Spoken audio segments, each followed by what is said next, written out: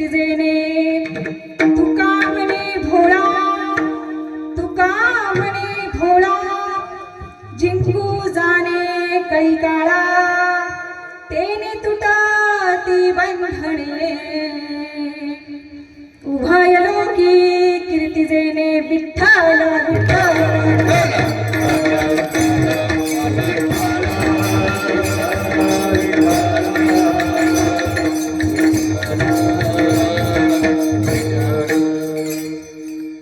समचरण सरोजम सांजनीला बुदावम, जगननिहित पाणी वंदनं वंदनानं, तरुण तुलसी माला कंदरं कंजनेत्रं, सदय धवलहासं विठ्ठलं चिंतयामि। पांडुरंग गुरु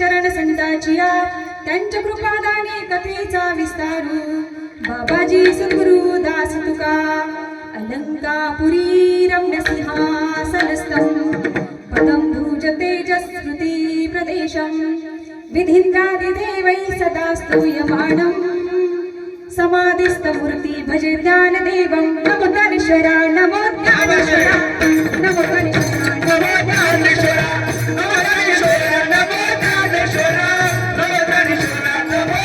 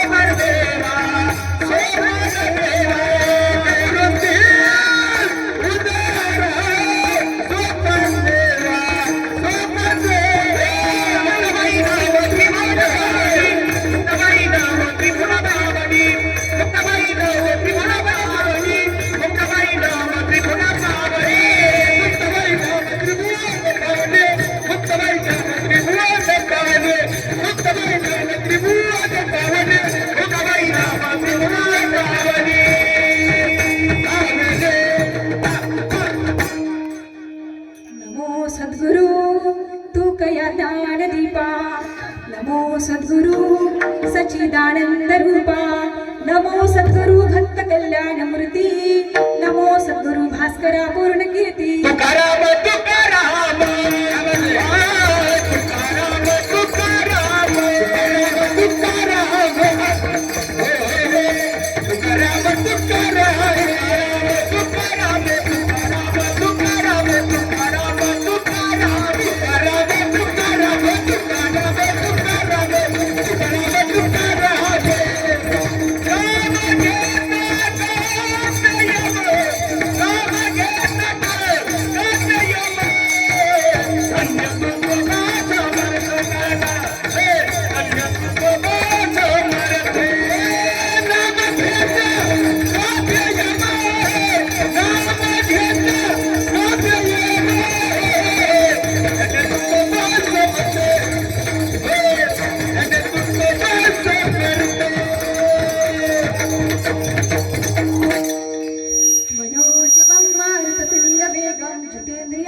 मता वरिष्ठं वातात्मजं वानरयुद्धमुख्यं श्रीरामदूतं शरणं प्रपद्ये प्रतिष्ठानबोधापुरीचा निवासी असा भक्त जो आवडे श्रीहरीसी तया आठविता थोर अल्हाद चित्ता नमस्कार माझा सद्गुरु एकनाथ शरण शरण एकनाथा तुमच्या चरणी माझा माथा तुमच्या चरणी माझा माथा तुमच्या चरणी माझा शरण शरण एकनाथा तुमच्या चरणी माझा माथा तुमच्या चरणी माझा माथा तुमच्या चरणी माझा शरण शरण एकनाथा तुमच्या चरणी माझा शरण शरण एकनाथा तुमच्या चरणी माझा शरण शरण एकनाथा चरणी माझा माथा तुमच्या चरणी माझा माथा तुमच्या चरणी माझा शरण शरण एकनाथा तुमच्या चरणी माझा माथा तुमच्या चरणी माझा माथा तुमच्या चरणी माझा माथा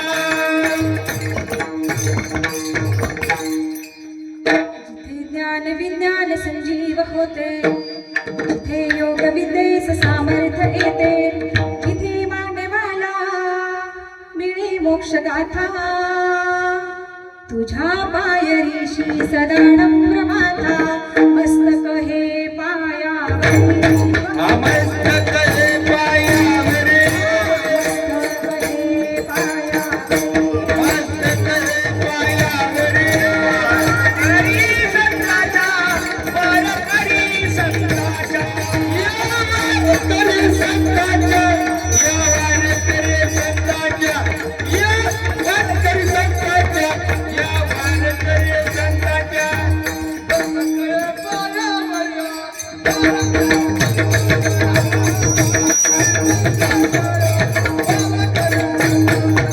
मस्तक हे पायावरी वारकरी संताचा वारकरी संताचा या वारकरी संताचा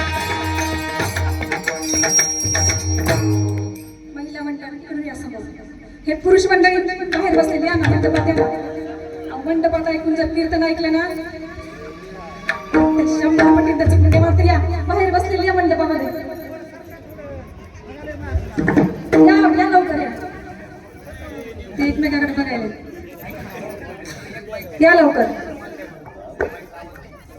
सत्य साच खरे नाम विठोबाचे बरे तेने तुटाती बंधने उभय लोकी कीर्ती जेने प्रस्तुत प्राप्त प्रसंगी चिंतनरूपी सेवेसाठी घेतलेला अभंग मी एकच पॉईंट ठेवता चिंतनरूपी सेवेसाठी घेतलेला अभंग याची यावत भूतलावर जन्माला आलेल्या जड जीवाचा उद्धार करण्यासाठी आपला देह अखंड जिजवणारे वितराग संपन्न पंचम वेदाचे निर्माते महाराष्ट्र भूषण जगद्गुरु जगदवंदनीय श्री तुकोबराय या तुकोबरायांचा 4 चरणाचा आणि भगवंताच्या नामाचा स्वरूप महिमा आणि शक्ती महिमा सांगणारा उत्कृष्ट असा अभंग चिंतनरूपी सेवेसाठी निवडला विठ्ठल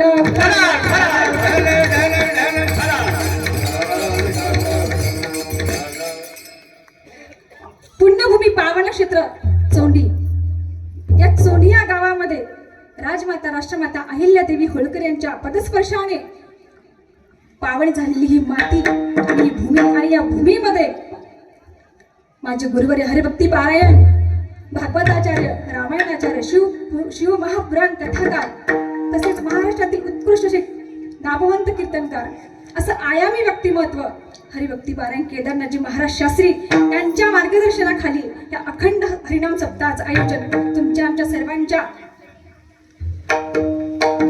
सर्वांच्या नियोजनामध्ये करण्यात आलेलं आहे.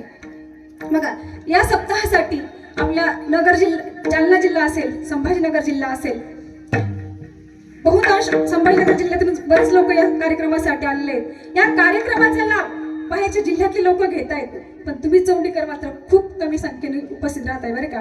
आज कथेसाठी गावातल्या महिलाच नव्हत्या पण इतकी चांगली ज्ञानाची पर्वणी ही ज्ञानगंगा तुमच्या दारापर्यंत आली तर तुम्ही याचा लाभ का नाही घेऊ. तुम्ही याचा लाभ घ्यायला पाहिजे. बघा सांगतात भागवत कथा कोणतीही कथा असो भागवत कथा असो शिव महापुराण कथा असो कुठलीही कथा असो ती कथा अशीच तुम्हाला ऐकायला मिळत नाही बरं का. परम भाग्याची प्राप्ती असते आपली. हजारो जन्माचं पुण्य ज्या वेळेला एकत्र होतं त्यावेळेला ही कथा ऐकण्याचं, ही श्रवण करण्याचं पुण्य भाग्य फळले बहुता दिवसा, पुण्य फळले बहुता दिवसा, भाग्य उदयाचा कसा, भाग्य उदयाचा कसा, झाले सनमो ऐसा, झाले सनमो ऐसा, संत चरणारज पावन, आजी फिटले माझे डोळे, आजी फिटले माझे डोळे, संत चरणे पावले, आजी फिटले माझे डोळे, आजी फिटले माझे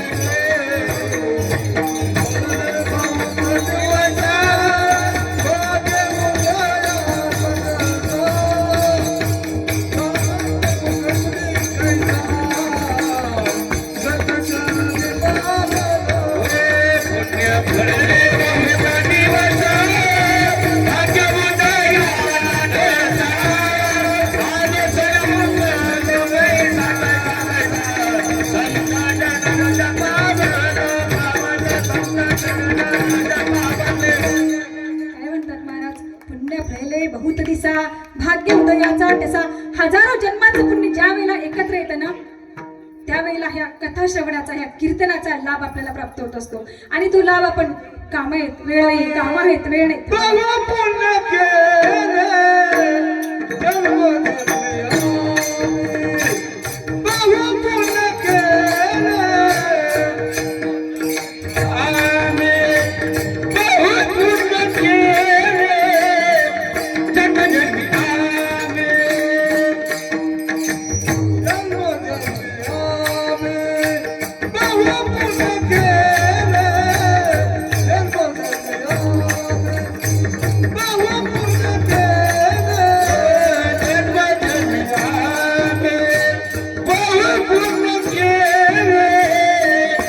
जन्मधन्य आम्ही, बहु पुण्य केले जन्मधन्य आम्ही,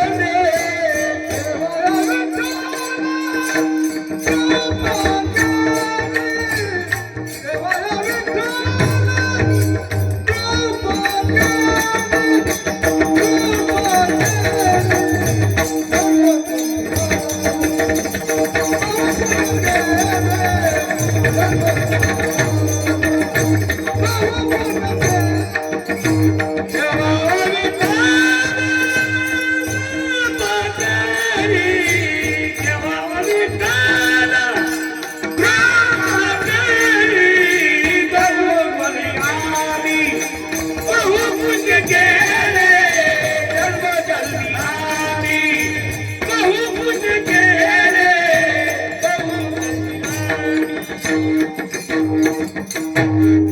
जन्मोजन्मी आम्ही बहुत पुण्य केले, तेव्हा या विठ्ठले कृपा केली. अनंत जन्मीचे सुकृत पदरी, त्याचे मुखी हरिपाय टावर. अनंत जन्माचं पुण्य असावं लागतं, त्यासाठी आपल्याला कथा श्रवणाचा लाभ मिळत असतो. आज थोड्याशा 3-4 बायका होत्या बरं का. आम्ही सकाळी म्हटलं का हो तुमच्या गावामध्ये एवढा अखंड हरिनाम सप्ताह चालू आहे, मग तुम्ही का येत नाही? अहो ताई कामधंद्याचे दिवस आहेत, वेळच मिळत नाही. अहो काम सगळ्यांच्या पाठीमागे, आम्ही का बिनकामाचे लोक आहेत का? आता ही महाराज मंडळी बाहेर गाऊन आली, हे बिनकामाची का नाही? यांना एक घर आहे, संसार आहे, प्रपंच आहे, मुलं आहे, काम आहेत, पण काय तो हरिभक्तीचा छंद आहे. आणि महाराजांनी दुपारी सांगितलं बघा की या जन्मात आल्याच्या नंतर, नरदेहाला आल्याच्या नंतरच हे भाग्य आपल्याला मिळत असतं. आणि कहे ज्ञान नाही कोठे, याच देही घडे देवाची भजन. म्हणून या जन्मात आलात ना तर भगवंताची प्राप्ती करून घ्या. अहो काम काम नेहमीच असणार आहे, मरूस तर काम सुटणार नाहीये. समजा एखाद्या वेळेस आता काम चालू आहे आणि मरण जर आलं, बरोबर मरण जर आलं तर आपण म्हणणार आहे का? आपण म्हणणार आहे का नाही थांब माझं काम होतं एवढं? त्यावेळेला काही होत नाही, काहीच चालत नाहीये, सगळं सोडून जावं लागतं. म्हणून काय 7 दिवसाची पर्वणी, 2 दिवस तर गेलेत, 5च दिवस राहिले. म्हणून सगळ्यांना माझी आग्रहाची, तुमची मुलगी, छोटी मुलगी समजून मला विनंती करते की या कथा श्रवणाचा, या कीर्तनाचा सर्व गावकरी मंडळींनी लाभ घ्या बरं का. हे पुन्हा भेटणार नाही. हे जे आलंय ना तुमच्या दारापर्यंत, ही ज्ञानगंगा चालून आली ना, याच्यामध्ये स्नान करून घ्या, आपला देह पवित्र करून घ्या, आपले कान तृप्त करून घ्या. म्हणून उद्या बहुतांश लोक येतील अशी मी आशा व्यक्त करते बरं का. बघा, कीर्तनाला सुरुवात करण्यापूर्वी कीर्तनाच्या साथीसाठी जमलेली सर्व गुणीजन मंडळी, गायक असतील, वादक असतील, परिचित अपरिचित, माझ्या परिचयाचे या ठिकाणी कोणीच नाही बरं का. कोणी मृदंग वादक असतील, बालगोपाल वारकरी मंडळी असतील, सर्वांच्या नावाचा उल्लेख करत नाही आता, कारण सर्वांची नावं जर घेत बसले आणि तुमचे नाव आता संग्रहातील घेणारच आहेत, आमच्या बहिणी ताई आईच्या असतील ते, म्हणून सर्वांच्या नावाचा उल्लेख जर करत बसले तर वेळ अशीच निघून जाईल. म्हणून सर्वांच्या चरणावरती पुन्हा एकदा विनम्र भावाने अभिवादन करते आणि माझ्या सेवेला सुरुवात करते. बघा, अगदी तास सव्वा तासाच्या कालावधीमध्ये आपण सेवा पूर्णत्वाला नेणार आहोत. बघा, जास्त वेळ कीर्तन करणार नाही मी, अगदी तास सव्वा तासाच्या कालावधीमध्येच आपण सेवा उरकणार आहोत. म्हणून अधिक विस्तार न करता सकल संत महंत सिद्ध साधकांच्या चरणावरती अभिवादन करते. माझे गुरुवारी हरिभक्ती पारायण केदारनाथजी महाराज शास्त्री यांच्या चरणावरती प्रेमपूर्वक वंदन करते आणि घेतलेल्या अभंगाच्या पदापदाचं चिंतन करण्याकडे प्रवृत्त होते. विठ्ठल विठ्ठल.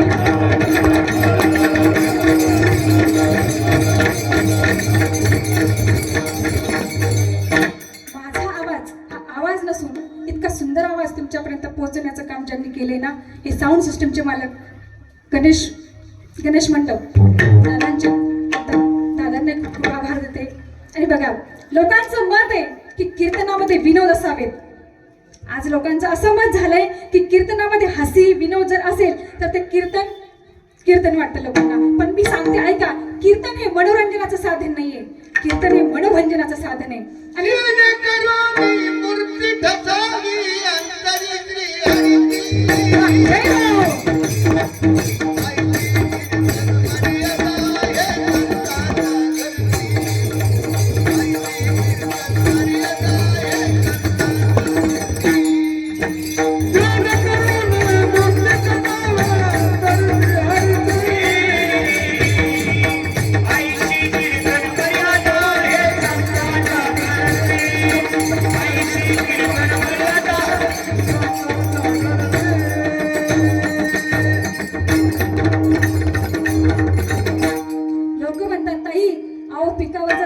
नसेल ना तर त्या पिकावर कीड पडण्याची शक्यता असते.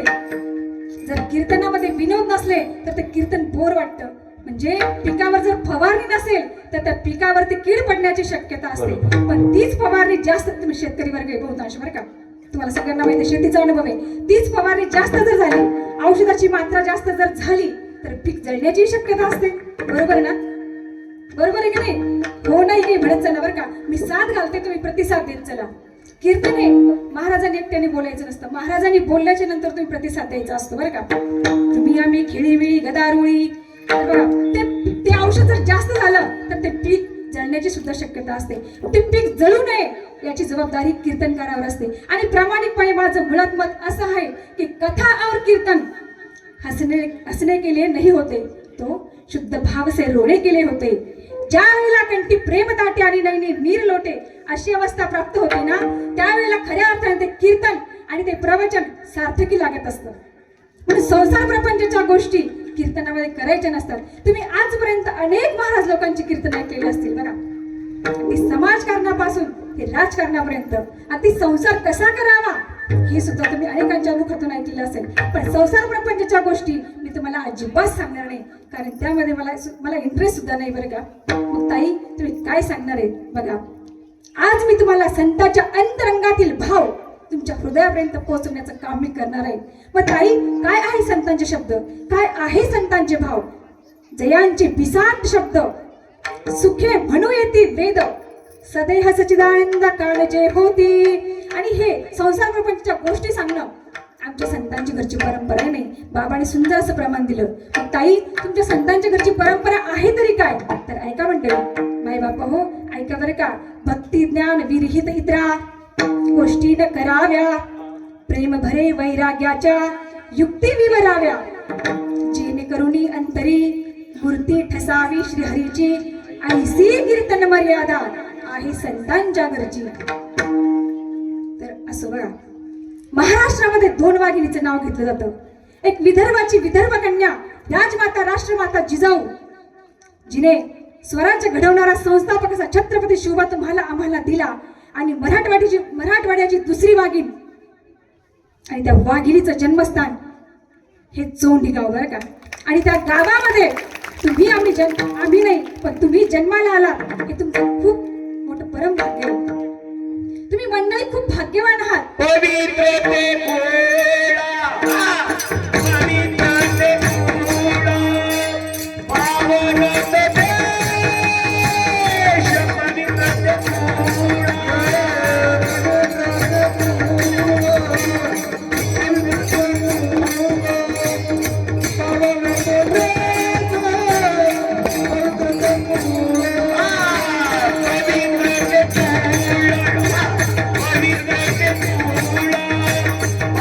ते देश, पवित्र ते पोळा,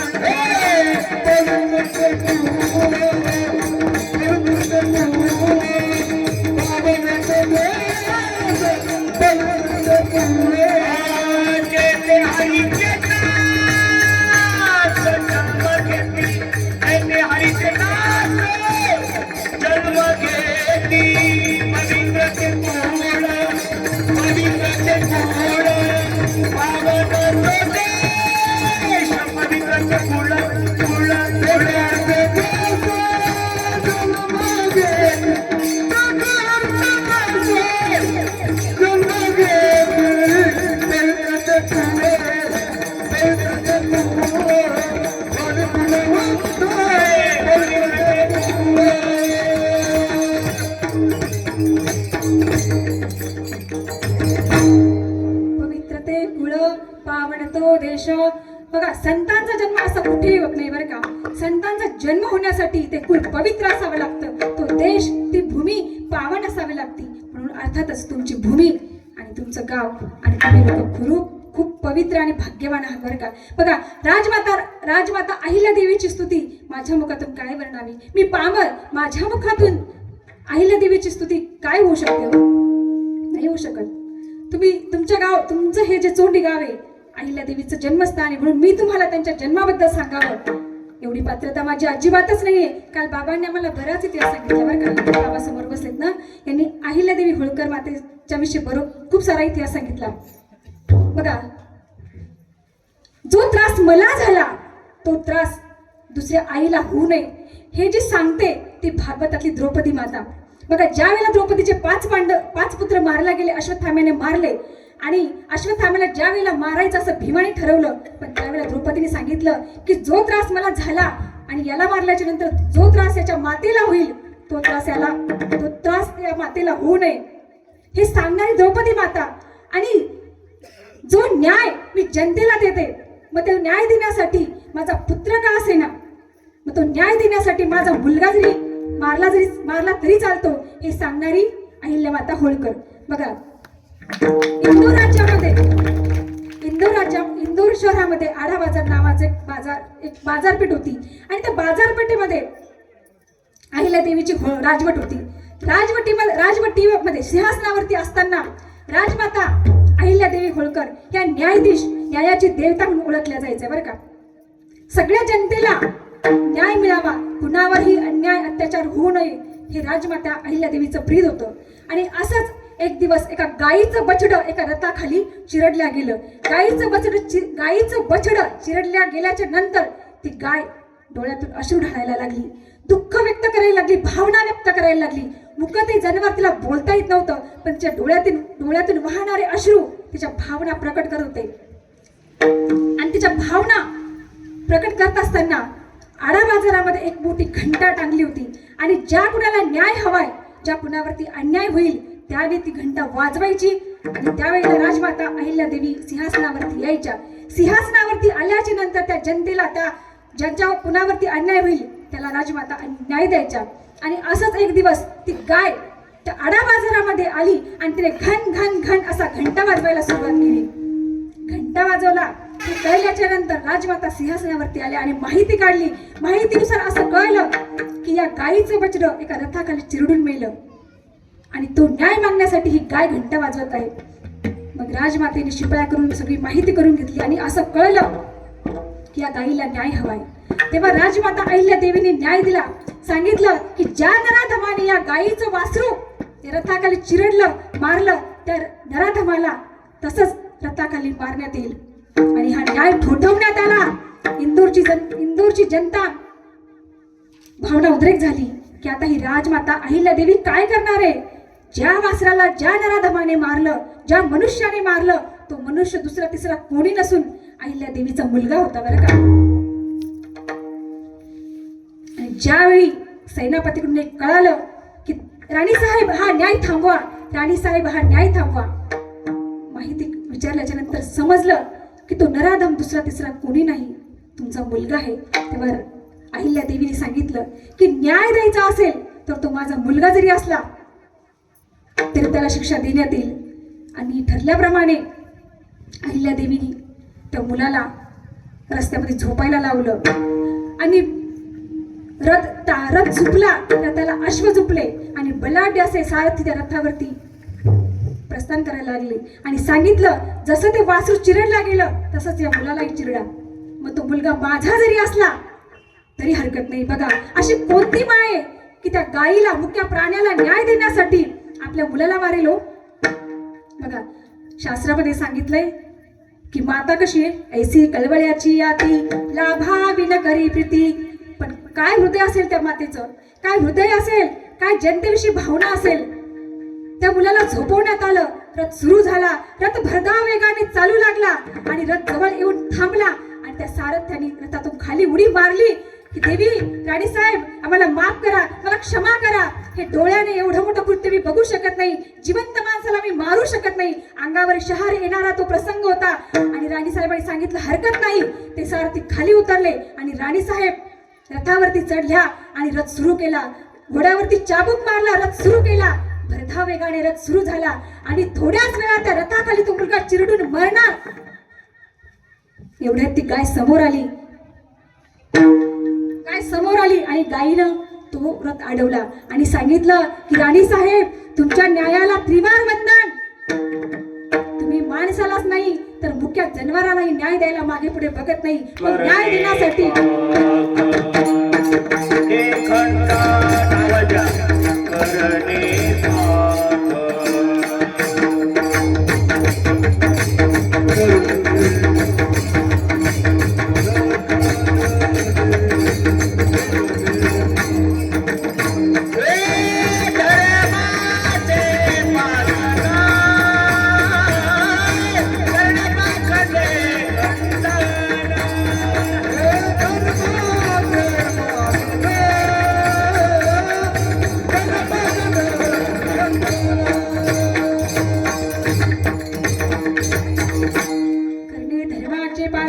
धर्माचं पालन करण्यासाठी आपला पुत्र जरी गमवावा लागला तरी त्यासाठी अहिल्यादेवीने मागे पुढे पाहिलं नाही. त्या गायीने सांगितलं की जो त्रास मला झाला तो त्रास एका आईला होऊ नये. अहिल्यादेवी तुमच्या मुलाला माफ करा. त्या गायीला वाणी नव्हती, वाचा नव्हती, पण तिच्या भावनातून, तिच्या नेत्रातून ते सगळे भाव प्रकट होत होते. आणि अशी बघा जगाला न्याय देण्यासाठी जी माता आपल्या मुलाचाही विचार करत नाही ती माता दुसरी कोणी नसून तुमच्याच गावची, तुमच्याच मराठवाड्याची एक कन्या. ती कन्या म्हणजे राजमाता, राष्ट्रमाता अहिल्यादेवी होळकर. अभंग तुकोबरायचा आहे, अभंग तुकोबरायचा. या अभंगामध्ये तुकोबराय भगवंताच्या नामाचा स्वरूप महिमा आणि शक्ती महिमा प्रकट करतात. काय सांगतात तुकोबराय? भगवंताचं नाम कसं आहे? सत्य आहे, साच आहे, खरं आहे आणि बरं आहे. मग साधकाने विचारलं मग ते नाम तुम्ही घ्या. बर, साधकाने विचारलं की महाराज नाम घेतल्याच्या नंतर काय फायदा होईल? व्यावहारिक जीवाचा एक स्वभाव आहे, काही फायदा असल्याशिवाय आपण ते कार्य करण्याला प्रवृत्त होत नाही. तेव्हा महाराज सांगतात तेने तुटती बंधने उभय लोकी कीर्ती जेणे. तुम्ही भगवंताचे नाम जर घेतलं तर तुमचे अनेक बंधन तुटतील. तेव्हा साधकाने विचारलं महाराज आमच्या पाठीमागे कोणते बंधन आहेत? तेव्हा महाराज सांगतात संसार बंधन, कर्मबंधन, प्रारब्ध बंधन आणि अनादी कालापासून तुमच्या आमच्या पाठीमागे जे बंधन लागले जन्ममरणाचं ते बंधन सुद्धा तुटेल. हा एक फायदा कळायला. अजून तेव्हा महाराज सांगतात उभय लोकी कीर्ती जेणे. उभय लोकी म्हणजे या लोकातच नाही तर चंद्र सूर्य असेपर्यंत तुमची कीर्ती वाढेल. बर महाराज पटलं, आम्ही नाम घेऊ. पण महाराज सांगतायत ते नाम घेत असताना असं तसं नाही घ्यायचं. मग कसं घ्यायचं? भाव ज्याचे गाठी. ते नाव घेत असताना तुमच्या अंतकरणामध्ये भाव असला पाहिजे. मग तुम्ही म्हणाल ताई भाव कोणता? आता पुरुष मंडळींना एकच भाव माहित असतो, एक तर गुंट्याचा किंवा एकराचा. बरोबर आहे ना? यावर्षी 1 एकर घेतलं, पुढच्या वर्षी 2 एकर घ्यायचं. हा भाव पुरुष मंडळीला माहीत असतो. तुम्हाला भाषा कळते का माझी? कळते ना? आणि महिला मंडळाला कोणता भाव माहीत असतो? कांद्याचा आणि बटाट्याचा. पण महाराज सांगतायत तो भाव इथे अपेक्षित नाही. परमार्थामध्ये भाव कोणता हवाय? तर अंतकरणामध्ये भाव म्हणजे विश्वास, श्रद्धा, निष्ठा, भगवंताविषयी अंतकरणामध्ये तळमळ. भाव ज्याचे गाठीवर असा भाव जर ठेवला तर उठाउठी म्हणजे ताबडतोब तुम्हाला त्याचा लाभ मिळेल. त्यासी लाभ उठाउठी. बर, आणि असं नामचिंतन करणारा भाविक मग भोळा जरी असला तर तो कळी काळावर मात करतो. पण सगळ्यात मोठी भीती कोणती आपल्याला? बायकोची का बायकोची? काळाची. जुने लोक आहेत तुम्ही, तुम्हाला लोकांना, जुन्या लोकांना बायकांची भीती नाही, पण नव्या लोकांना आहे बरं का. बरोबर ना महाराज? झालंय का? झालंय का? नाही झालं तरी भीती माहितात मित्रांचं. बघा, कळी काळाची सगळ्यात मोठी भीती तुमच्या आमच्या पाठीमागे. हा काळ एक दिवस खायला बसलेला आहे आपल्याला. त्याने फक्त तोंड बंद करण्याचा अवकाश आहे.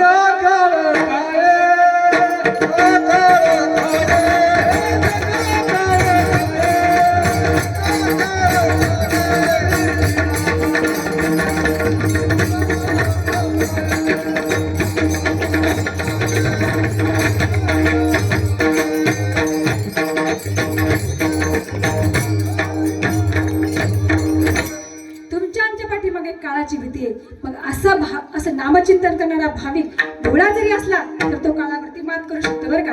बघा, हा झाला अभंगाचा माझ्या मतीत बुद्धीप्रमाणे सरळ सरळ अर्थ. विठ्ठला विठ्ठला.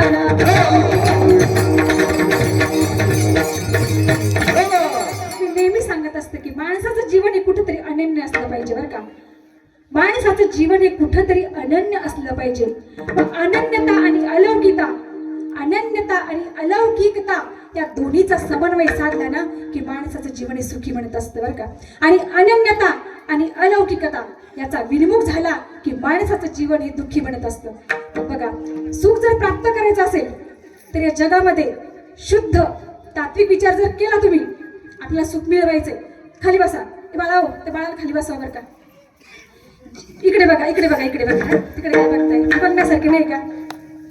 म्हणून इकडे बघा ना. आलाय ना कीर्तनाला तर लक्ष देऊन कीर्तन आहे का. थोडस घुसायला वेळ लागेल, पण एकदा घुसलं की अंतकरणात शिरेल बरं का. म्हणून इकडे बघा.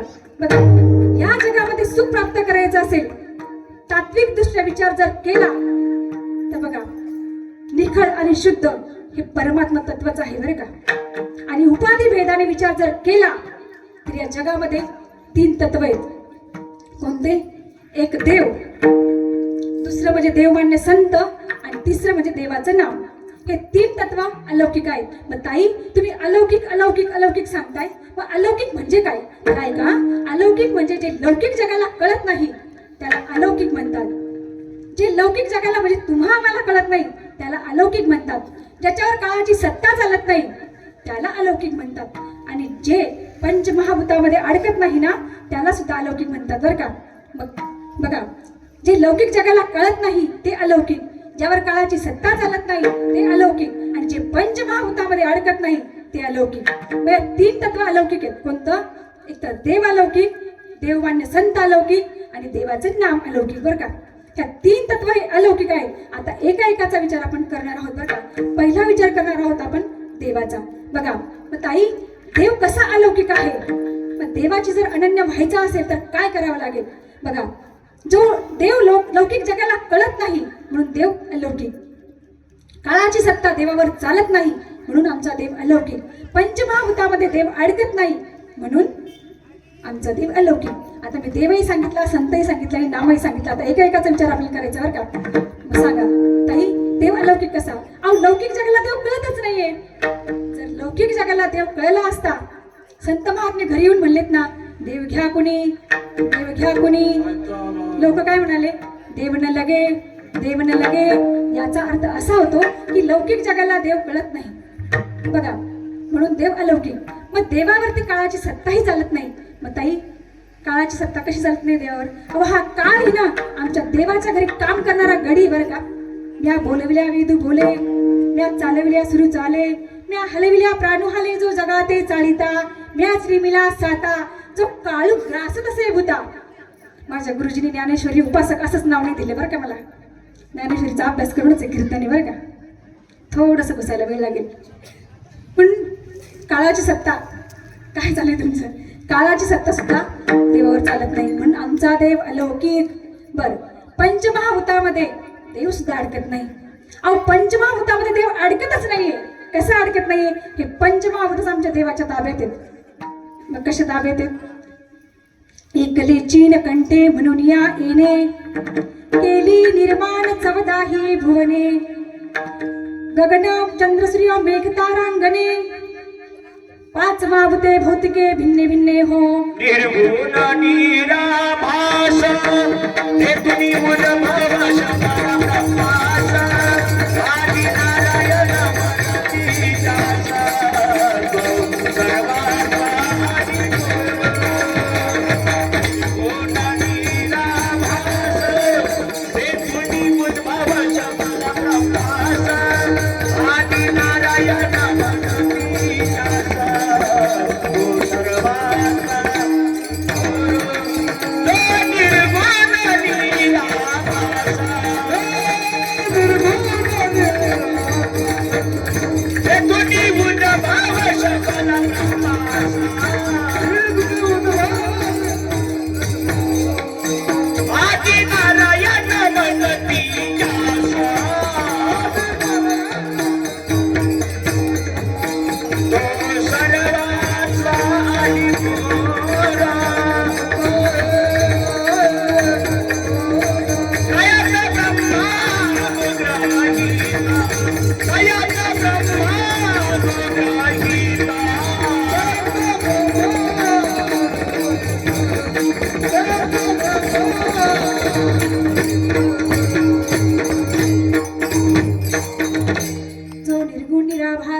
तो निर्गुण आहे, निराभास आहे असा परमात्मा पंचमहाभूतामध्ये अडकत नाही. बघा सोपं करून सांगते, जर कळलं नसेल तर बघा. एकदा बालकृष्ण लहान असताना बाहेर जाऊन कृष्णानं माती खाल्ली. कृष्णानं माती खाल्ली हे यशोदेला बळीराम दादाने येऊन सांगितलं की अगं आई कृष्णाने माती खाल्ली. कृष्णाने माती खाल्ली हे ऐकल्याबरोबर यशोदा माता बाहेर गेली आणि मैयाने कृष्णाला असं धरलं आणि विचारलं, कृष्णा तू माती खाल्ली का? काय खाल्लं आई काय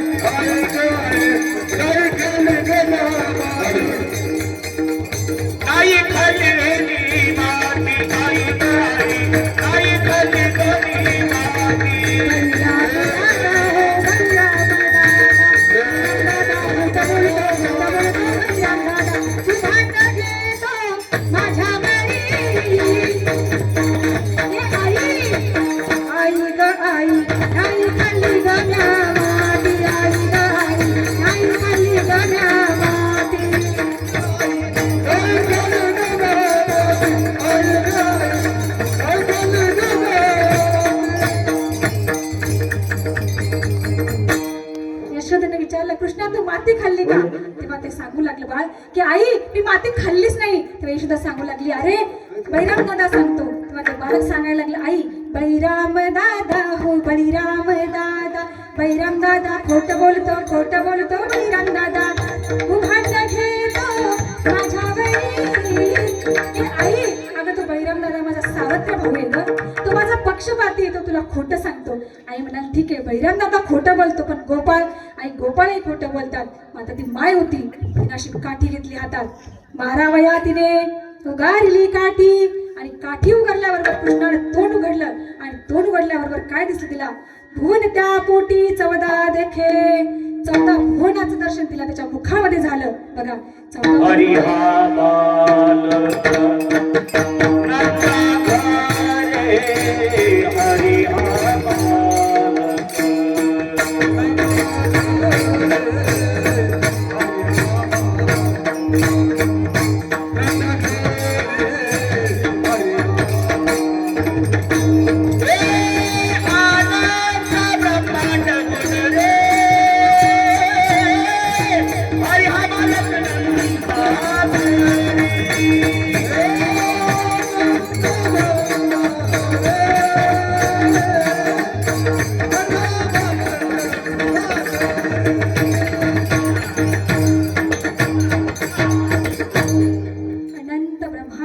घरी, हरी हा बालक नंदा घरी. अनंत ब्रह्मांडाचं दर्शन त्याला त्याच्या मुखामध्ये झालं. बघा, 26 स्वर्ग, 7 पाताळ, 14 भुवन, या सगळ्या ब्रह्मांडाचं दर्शन यशोदेला त्याच्या मुखामध्ये झालं. मग भगवंताच्या मुखामध्ये जर एवढं ब्रह्मांड आहे, अनंत ब्रह्मांड आहे, तर तो परमात्मा पंचमहाभूतामध्ये अडकेल का हो? नाही. म्हणून आमचा परमात्मा पंचमहाभूतामध्ये अडकत नाही. म्हणून आमचा देव अलौकिक. आता देव अलौकिक कळलं तुम्हाला? कळलं ना? आता देव थोडस बाजूला सारू आणि संत पुढे करू बरं का. तसा देव लौकिक जगाला कळला नाही, काळाची सत्ता चालली नाही, पंचमहाभूतामध्ये अडकला नाही, तशी आमचे संत सुद्धा अलौकिक आहेत. बघा, संत सुद्धा जगाला कळले नाहीत. संत जर जगाला कळले असते तर त्या काळी माझ्या माऊलीला ज्ञानोबरायांना जगाने एवढा त्रास दिला नसता. संत जर जगाला कळले असते तर तुकोबरायांना मंबाजी बुवांनी बुरीच्या काट्याने मारलं नसतं बरं का. अहो, संत जर जगाला कळले असते तर नाथबाबाच्या अंगावरती यौवन 108 वेळा थुंकला नसता. म्हणून संत सुद्धा जगाला कळले नाहीत, म्हणून आमचे संत अलौकिक. बघा, जसा देव पंचमहाभूतामध्ये अडकला नाही तसे संत सुद्धा पंचमहाभूतामध्ये अडकत नाहीत बरं का. तर ताई, संत पंचमहाभूतामध्ये कसे अडकत नाही हे आम्हाला तुम्ही सविस्तर सांगा. तर ऐका, शाळेमध्ये भूगोल विषय शिकवला जातो बरं का.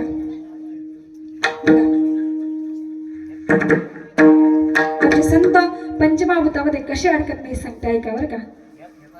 पंचमहाभूत कोणते? ते पंचमहाभूत पृथ्वी, आप, तेज, वायू आणि आकाश.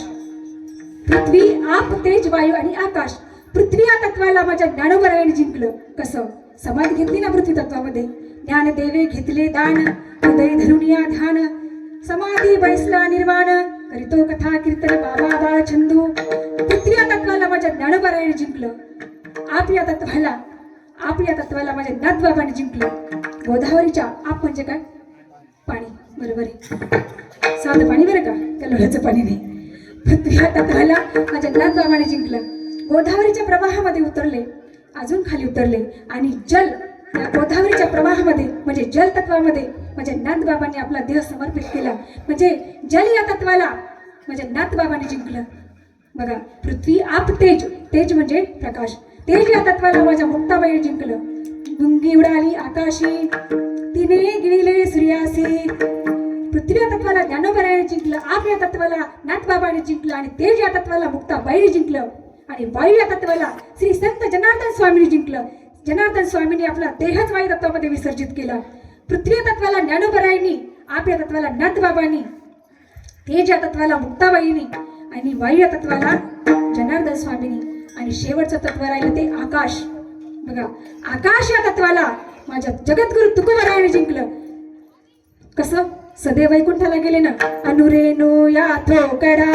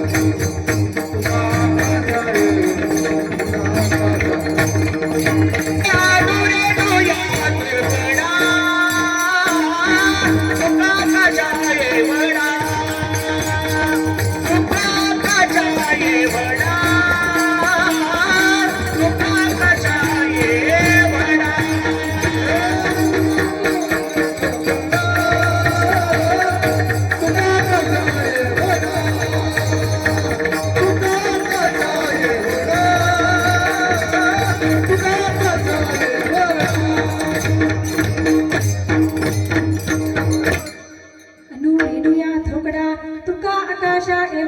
म्हणून पंचमहाभूतामध्ये जसा देव अडकत नाही तसे संत सुद्धा अडकत नाहीत बरं का. म्हणून आमचे संत सुद्धा अलौकिक. आता बघा, मी 3 तत्व सांगितले होते. एक तर देव सांगितला होता, देव म्हणजे संत, आणि तिसरं म्हणजे देवाचं नाम. बघा, नाम सुद्धा अलौकिक कसं आहे, पण नाम सुद्धा अलौकिक जगाला कळलं नाही. ऐका, बोलू नका बरं का. विठ्ठला विठ्ठला,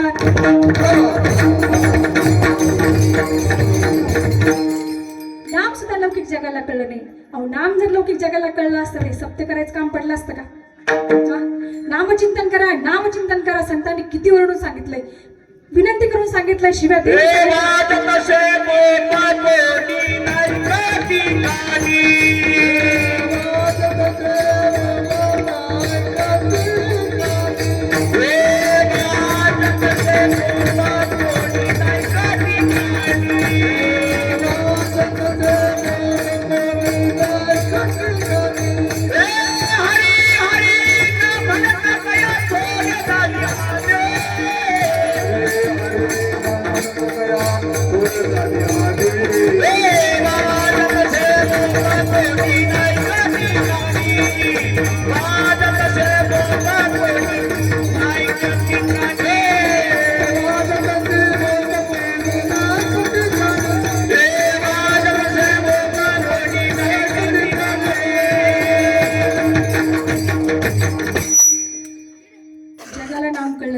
संतांनी अनेक प्रकारे सांगण्याचा प्रयत्न केला बरं का. महाराजांनी प्रमाणातून सांगितलं की बोन करून सांगितलं, पायाला विनंती करून सांगितलं, लागून या पाया विनवितो तुम्हाला, पण तरी तुम्ही आम्ही काही ऐकलं नाही. म्हणून नाम सुद्धा लौकिक जगाला कळलं नाही, नाम लौकिक जगाला कळलं नाही म्हणून नाम अलौकिक आहे. मग नामावरती सुद्धा काळाची सत्ता चालत नाही. अवघाची आकार ग्रासेला काळे, एक ते निराळे हरीचे नाम. आज जगावरती कशाची सत्ता आहे? काळाची सत्ता आहे. परंतु काळाची सत्ता सुद्धा नामाला काही करू शकत नाही. पण जशी काळाची सत्ता नामाला काही करू शकत नाही, तसं पंच महाभूतामध्ये नाम सुद्धा अडकू शकत नाही बरं का. बघा, शाळेमध्ये भूगोल हा विषय शिकवला जातो बरं का. जे शाळेत गेले त्यांना कळेल. बघा, या जगामध्ये पृथ्वीपेक्षा 10 पट व्यापक हे पाणी आहे. पंचमहाभूतामध्ये देव कसा अडकत नाही आपण बघतो ना. या जगामध्ये 10 पट, पृथ्वीपेक्षा 10 पट व्यापक हे पाणी आहे. पाण्यापेक्षा 10 पट व्यापक तेज तत्व आहे. मग तेजापेक्षा 10 पट व्यापक वायू आहे. आणि वायूपेक्षा अनंत पटीने व्यापक हे आकाश आहे. परंतु आकाशापेक्षाही गगनाहुनी वाढ नाम आहे. गगनापेक्षाही वाढ हे भगवंताचं नाम आहे. एक वेळेस ज्ञानेश्वर माऊली म्हणजे ज्ञानोबरायांना प्रश्न पडला की शंका काढ हवी, म्हणून प्रत्येकाच्या जीवनामध्ये अधिष्ठान स्वरूपे गुरु असला पाहिजे बरं का.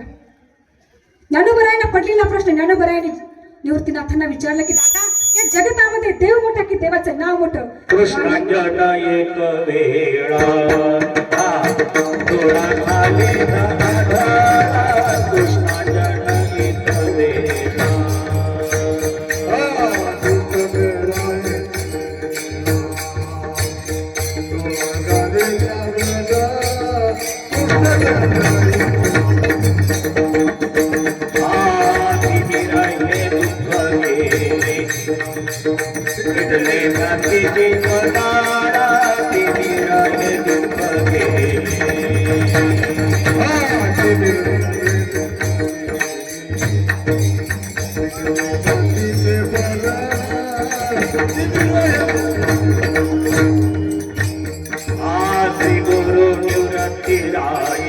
विद्यार्थी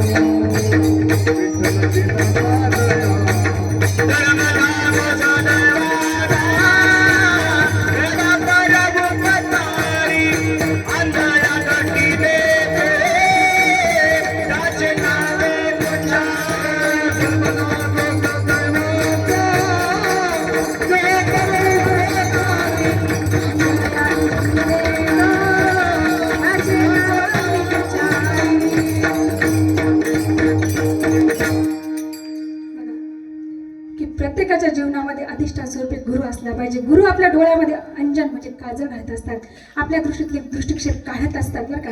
म्हणून ज्ञानोबरायांनी प्रश्न विचारला की दादा, या जगतामध्ये देव मोठा की देवाचं नाव मोठं? तेव्हा निवृत्तदादांनी सांगितलं की या जगतामध्ये गगनापेक्षाही वाढ म्हणजे गगनापेक्षाही मोठं काय आहे?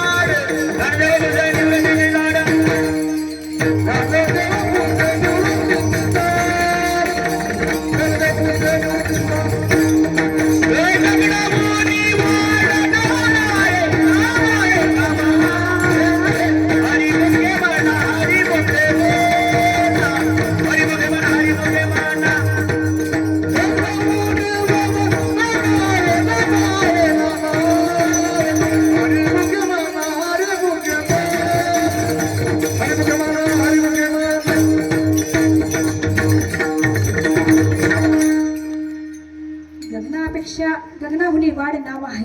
वाढ म्हणजे मोठं. ज्ञानदेव पुसे निवृत्तीची चाड. चाड म्हणजे कोणतं? त्यांना सोयाबीन पेरायची होती का? हा, चाड म्हणजे रहस्य गुपित. तुम्हाला सांगतात की गगनापेक्षाही म्हणजे आकाशापेक्षाही व्यापक असं भगवंताचं नाव आहे. मग साधकांनी सांगितलं, महाराज तुम्ही सांगताय ते पटलं बरं का, कारण नाम हे नाम नसून तुका म्हणे नाम निज चैतन्य हे निजधाम, कारण भगवंताचं नाम आहे चैतन्याचं निजधाम आहे. बर मग तुकोबर आहे, तुम्ही आजच्या अभंगामध्ये तुम्ही कोणाकोणाशी अनन्य झालात? मग तुकोबराने सांगितलं, मी संताशी देवाशी आणि देवाच्या नामाशी अनन्य झालो. बर तुकोबरा जर नाही अनन्य झालो आम्ही तर याचा तोटा, तेव्हा तुकोबरा तोटाही सांगतात. तुकोबरा पहिला तोटा सांगतात की जर तुम्ही देवाला विसरलात, देवाला अनन्य नाही केलं तर तुम्हाला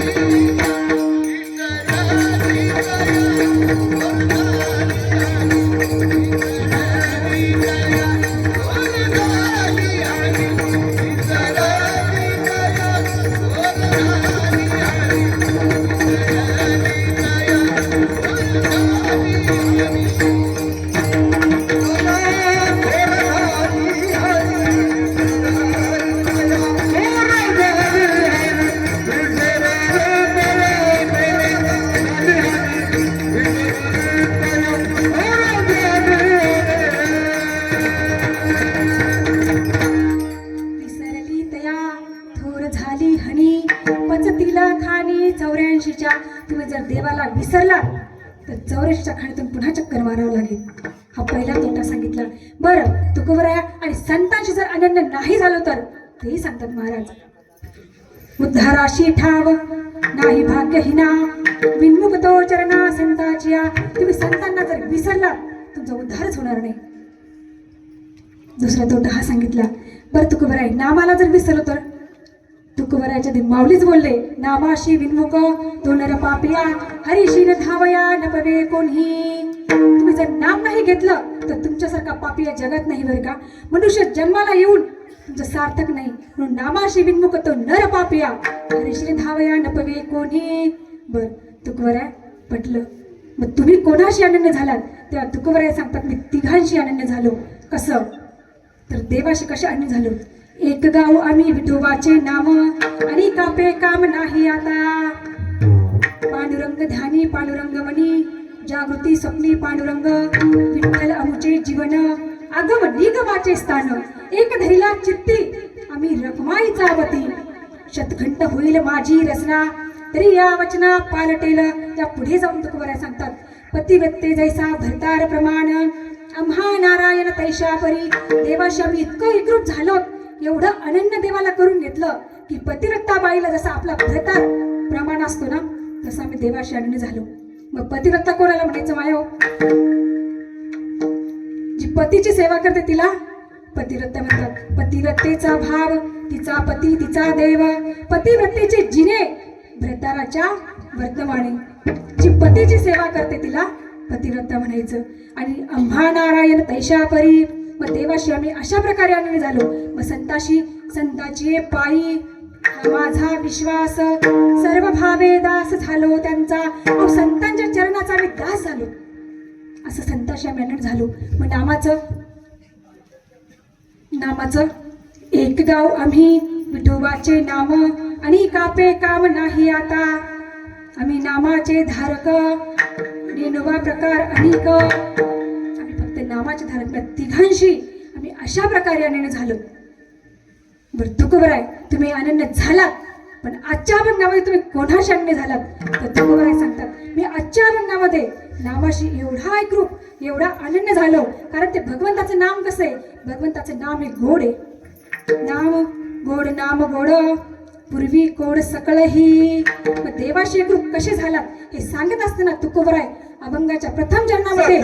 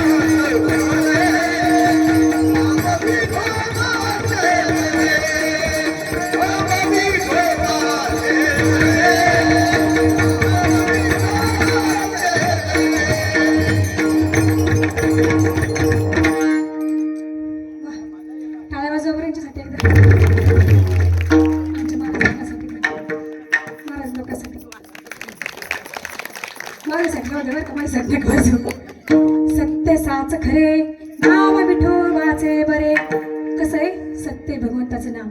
जसा परमात्मा सत्य आहे तसं परमात्माचं नाव सुद्धा सत्य. बघा, सत्यचित आनंद स्वरूप सच्चिदानंद रूपाय विश्वोत्पत्त्यादि हेतवे तापत्रय विनाशाय श्रीकृष्णाय वयम नमः.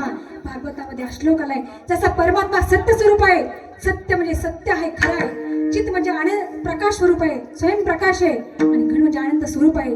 तसं भगवंताचे नाम सुद्धा सत्य साच खरे. सत्य तू विठ्ठला. साच म्हणजे चांगले, नाम चांगले चांगले माझ्या कंठी राहू भले. सत्य साच खरे. भगवंताचं नाम जर सोडलं तर बाकी सगळा खोटा पसार आहे, बरं का. ते बरे आहे, तो हा विठ्ठल बरवा, तो हा माधव बरवा. कोणाचं नाम आहे सत्य साच खरे? खंडोबाचे का? सत्य साच खरे नाम खंडोबाचे बरे नाही नव्हते. सत्य साच खरे नाम म्हसोबाचे बरे नाही हो दादा. नामानिशी सांगितलंय नाम विठोबाचे बरे. विठोबाचेच का? तर विठोबा पांडुरंग परमात्मा हा वारकरी संप्रदायाचा आराध्य दैवत आहे, म्हणून नाम विठोबाचे बरे. पण व्यवहारी जीवाचा असा स्वभाव आहे की जे घ्यायचंय ना, जे मिळवायचंय ना, जे प्राप्त करायचंय ते कसं असलं पाहिजे? फुकट असलं पाहिजे, गोड असलं पाहिजे, नित्य असलं पाहिजे आणि सोपं असलं पाहिजे, बरं का.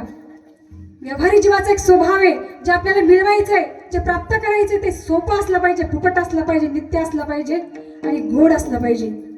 बघा, पण या जगामध्ये सांगू का तुम्हाला, या जगामध्ये भगवंताचं नाम जर सोडलं ना तर फुकट, नित्य, सोपं आणि गोड असं काहीच नाहीये. मग ताई, कसं सोपं, फुकट, गोड हे सांगा मला. तर बघा ना,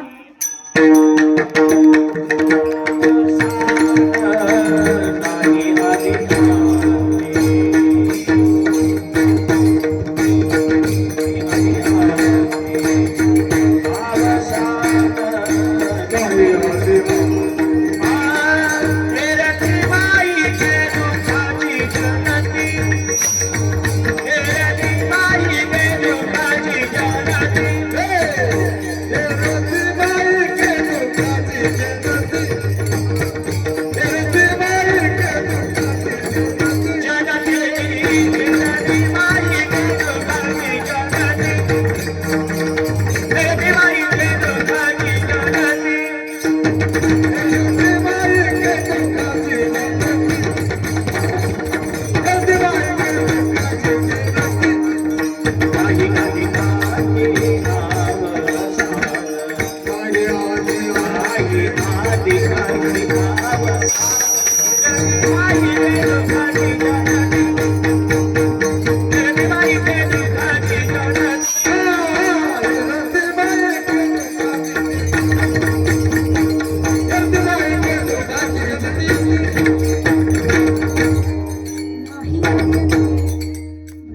नाही अदिअंती अवसान एरती मायके दुःखाची जनती. बघा, भगवंताचं नाम जर सोडलं तर या जगामध्ये सोपं फुकट गोड आणि नित्य असं काहीच नाही. बघा, भगवंताचं नाम किती गोड आहे हो. शास्त्रामध्ये वर्णन आहे, नाम गोड पूर्वी गोड सकलही अमृताहुनी गोड नाम तुझे देवा म्हण माझे केशवा काबाने घे. नाम किती किती गोड गोड तुझे नाम.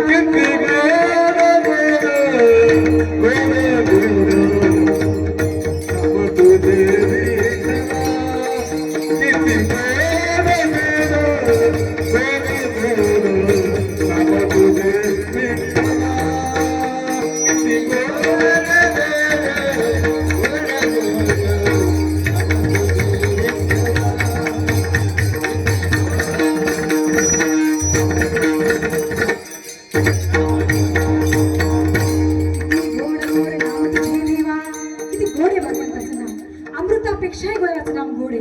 मग कसं अमृत जयास फिके पडे. अहो, अमृताच्या पेक्षा फिके आहे बरं का. आपला समज आहे की अमृत हे गोड आहे पण अमृत गोड नाही. मग ते म्हणा, ताई तुम्ही त्याची चव घेतली का? हो, मी रोज एक ग्लास अमृत पिते. पण खरंच सांगते, ज्ञानोबरायांनी अमृतामध्ये 3 दोष सांगितले बरं का. ज्ञानोबरायांनी अमृतामध्ये सुद्धा 3 दोष सांगितले. अमृताचा पहिला दोष सांगितला की अमृताला स्वतःची चव नाही. अमृताला स्वतःची चव नाही. तीर्थे त्रिभुवनी घडती समुद्राव ग्रहाणी अमृत रस स्वादानी रस सकळ. सगळ्या रसाची चव ते धारण करतं बरं का. म्हणून अमृताला स्वतःची चव नाही. आता अमृताचा ग्लास भरलेला आहे आणि तुम्हाला ताक प्यायची इच्छा झाली. तुम्ही पिलात अमृत पण तुम्हाला ताकाची इच्छा झाली. ताकाचा स्वभाव कसा आहे माया? ताक कसं आहे चवीला? आंबट. मग तुम्ही जरी अमृत पिलं आणि ताकाची जर इच्छा झाली तर ते अमृत ताकाची चव धारण करतं.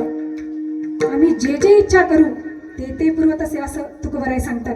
आपण जे जे इच्छा कराल ते अमृत ती चव धारण करतं. म्हणून अमृताला स्वतःची चव नाही. तुम्हाला ताक प्यायची इच्छा झाली तर ते आंबट चव धारण करतं. तुम्हाला चहा प्यायची इच्छा झाली तर अमृताची चव धारण करतं.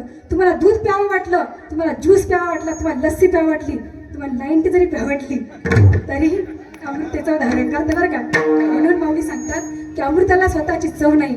हा अमृत पदार्थाचा पहिला दोष. अमृत पदार्थाचा दुसरा दोष सांगितला माऊलीने.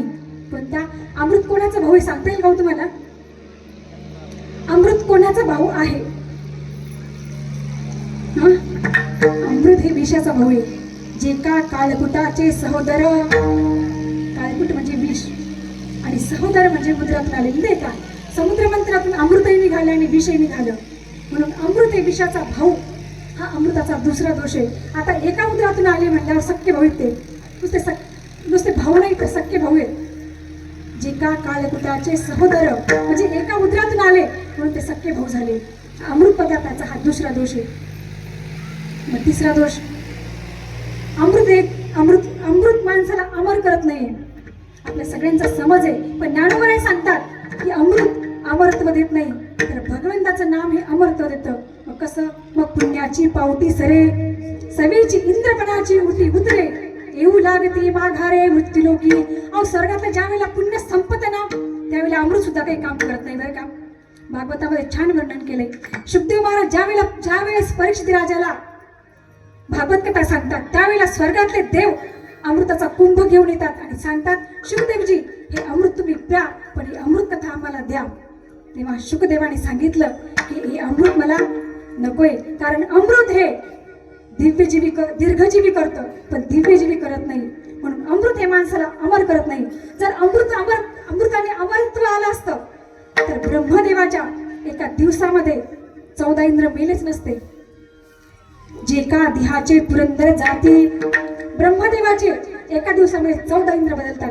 कशामुळे? की अमृताचं प्रभुत्व संपलं, अमृताचा परिणाम संपला, पुण्य सरलं की त्या इंद्रदेवाला सुद्धा वापस यावं लागतं. म्हणून तुकोबराय वर्णन करतात, तुका म्हणे जाती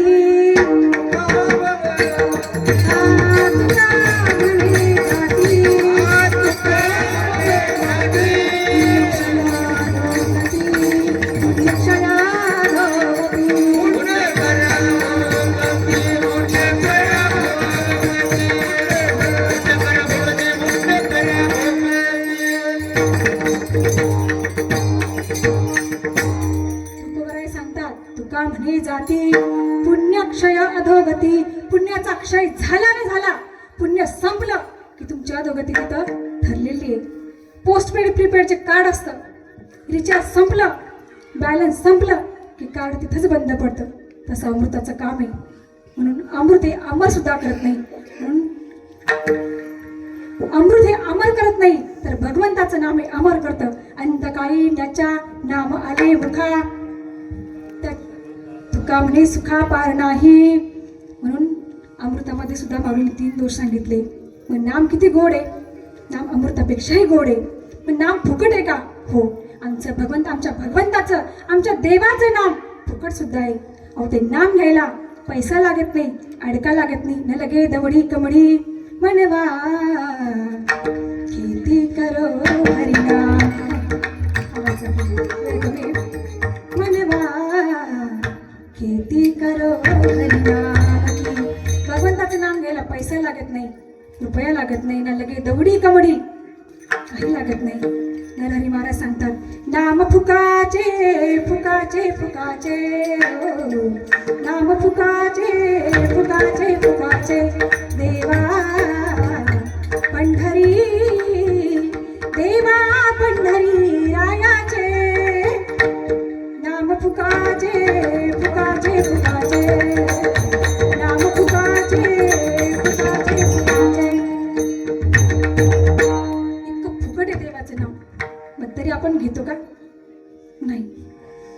मग देवाचं नाव गोड आहे, फुकटही आहे आणि सोपे आहे.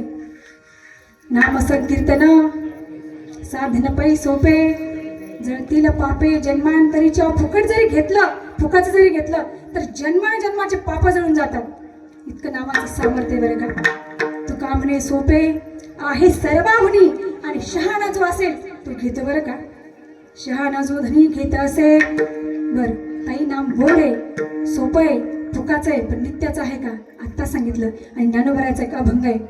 ज्ञानोबराय सांगतात, नाम नित्याचं सुद्धा आहे, म्हणजे नाम टिकणारं सुद्धा आहे. कसं? ज्ञानोबरायचा अभंग आहे, जारज स्वेदज उद्बीज आटे, जारज अंडज उद्बीज आणि स्वेदज आटे, पण हरिनाम न आटे. शरीर आटे, संपत्ती आटे, पण हरिनाम न आटे. रखमादेवीवराचे नाम न आटे, युगे गेली पूर्व विटे. अहो, भगवंताचं नाम हे कधीही संपणार नाहीये, ते नित्याचं सुद्धा आहे. मग बघा ताई, तुम्ही सांगितलं गोड आहे, सोपं आहे, फुकट आहे, पण व्यवहारातल्या काही गोष्टी फुकट आहेत का? बघा, मार्च महिन्यामध्ये निंबाच्या झाडाला निंबोळ्या येतात, किती सुंदर दिसतात त्या, दिसायला किती सुंदर त्या, पण गोड आहेत का? गोड आहेत का? निंबाच्या झाडाला येणाऱ्या निंबोळ्या दिसायला सुंदर आहेत, फुकट आहे, तोडायला सोपे आहे, पण गोड आहे का? नाही. खडी साखरेचा खडा कसा आहे? गोड आहे, खायला सोपा आहे, पण फुकट आहे का? नाही. बांधावरती, तुमच्याकडे बांधच म्हणतात का?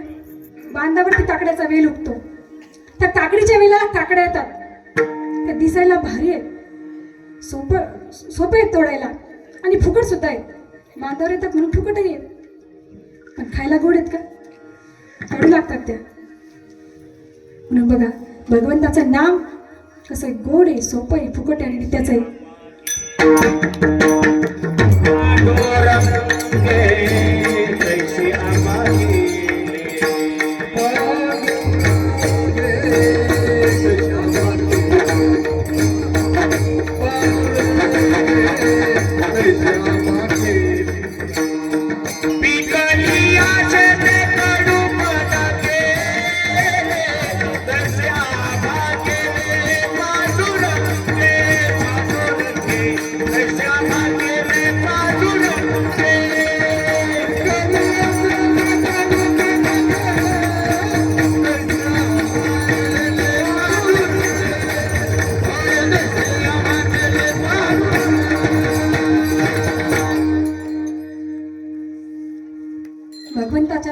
जगात काही सोपं नाही, फुकट नाही, नित्य नाही आणि सोपं नाही बरं का.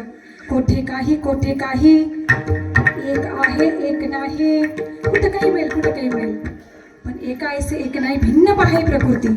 तुम्हाला भिन्न भिन्नता मिळेल बरं का. म्हणून भगवंताचं नाम आहे सोपं, गोड, नित्य आणि फुकट. असा अभंगाचा स्वरूप महिमा तुकोबराय सांगतात. तेव्हा साधकाने विचारलं की तुकोबराय तुम्ही अभंगाचा स्वरूप महिमा सांगितला, पण अभंगाचा शक्ती महिमा तो सांगितला अभंगाच्या द्वितीय चरणामध्ये.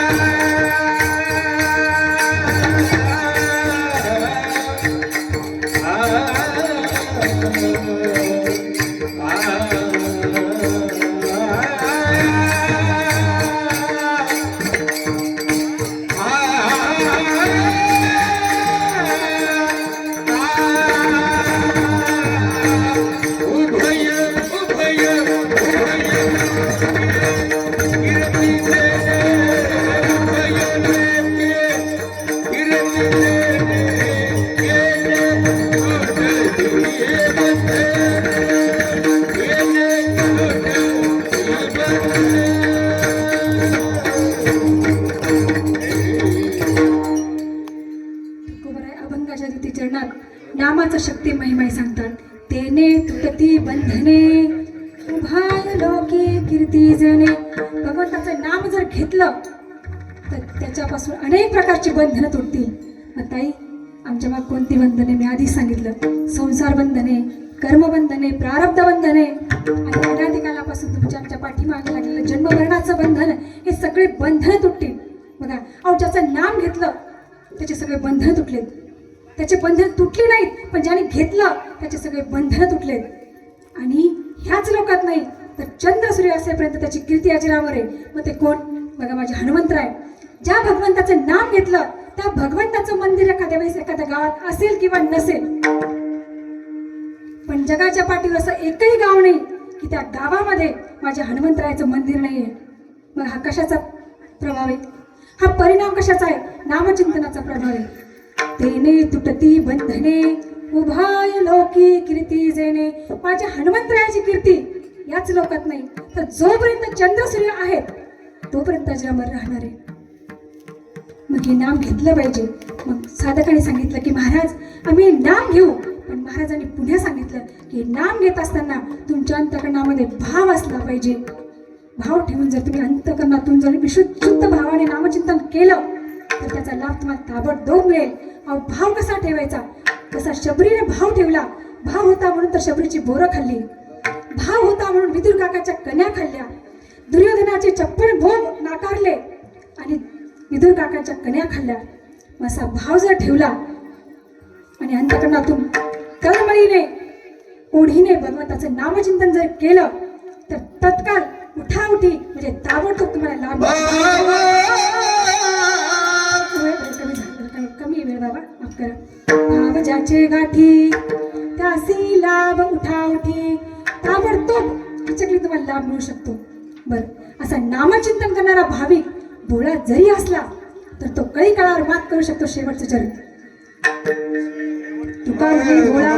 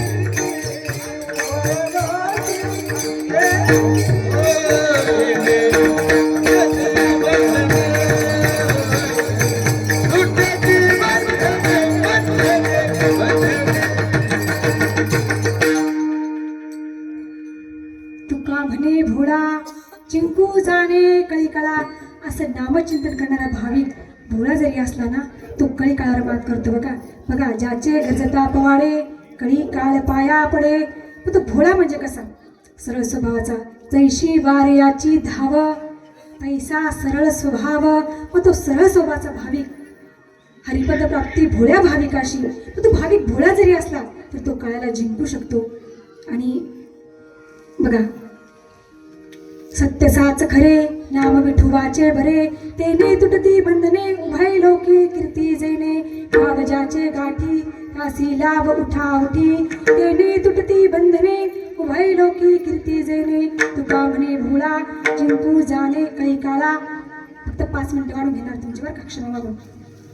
तर असा भाविक भोळा जरी असला तर तो कळी काळावर मात करू शकतो. हा माझ्या बुद्धीप्रमाणे सोडता येईल तसा अभंगाचा भावार्थाने मांडण्याचा प्रयत्न केला. डब्बा रखवाली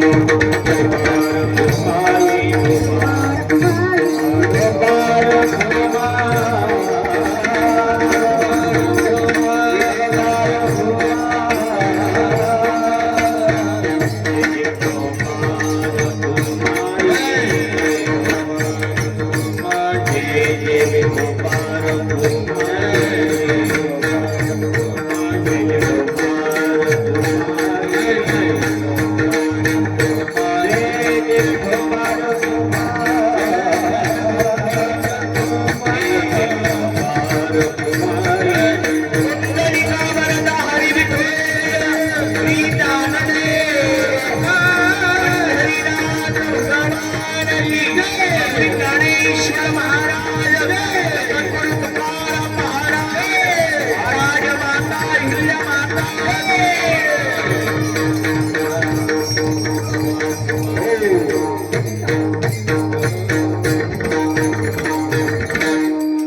5 मिनिटं मोजून घेणार आहे बरं का, जास्त पुढे जाणार नाही.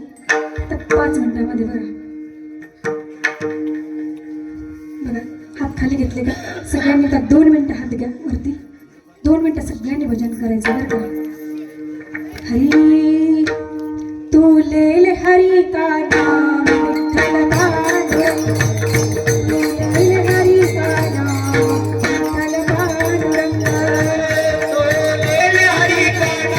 विठ्ठल पांडुरंग.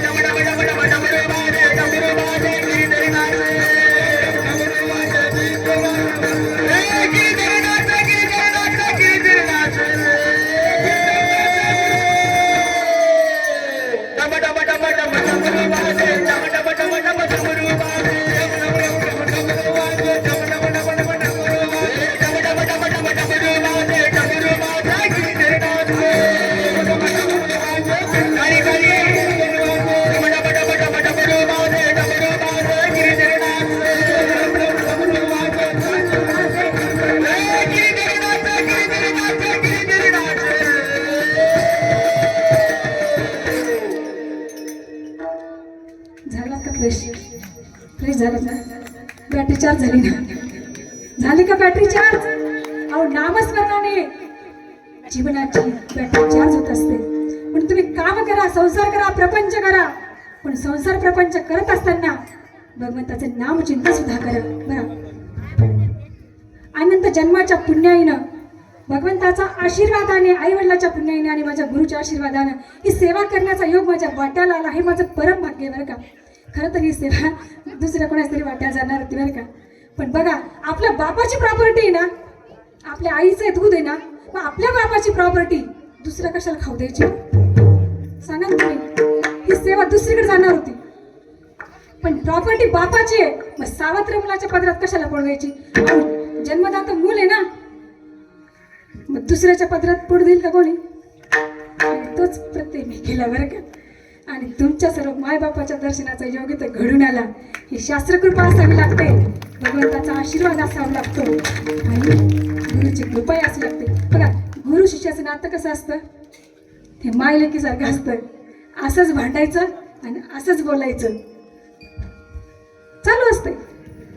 आणि मी असं लेकरू आहे की मी फार जास्त एक्स्ट्रा लेकरू बरं का.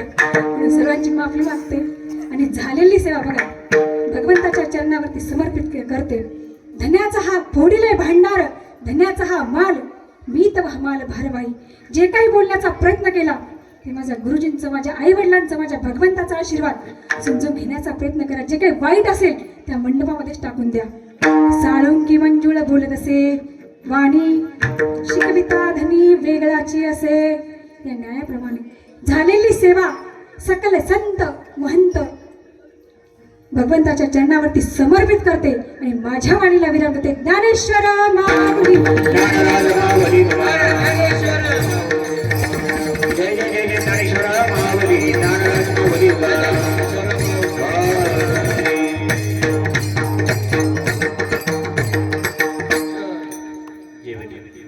जय विठ्ठल जय जय विठ्ठल जय विठ्ठल जय जय विठ्ठल.